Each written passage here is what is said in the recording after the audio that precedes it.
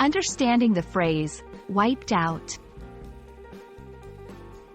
Hey everyone! Today, we're going to explore the meaning of the phrase, wiped out. By the end of this video, you'll have a clear understanding of when and how to use it in various contexts. The term, wiped out, originally refers to something being completely removed or eradicated. Imagine using a cloth to wipe a stain off a surface. It's gone, right? That's the visual it's derived from.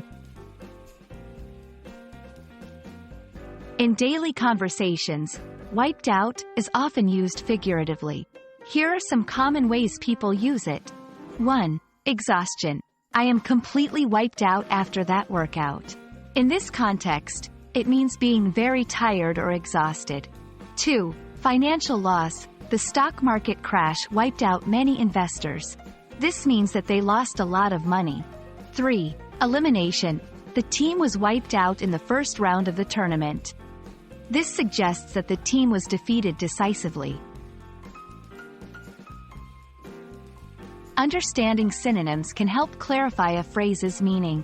Some synonyms for wiped out include exhausted, when referring to being tired; bankrupted, in a financial context; defeated, when discussing competition.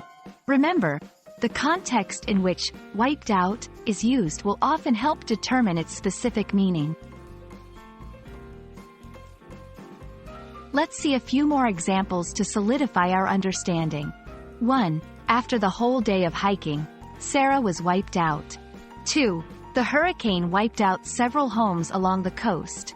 3. After the bad investments, he was nearly wiped out financially. That's our deep dive into the phrase, wiped out. Whether you're discussing a rigorous workout, a financial crisis, or a decisive defeat, this versatile phrase has you covered. We hope this video has been informative. Remember, the beauty of language lies in its nuances.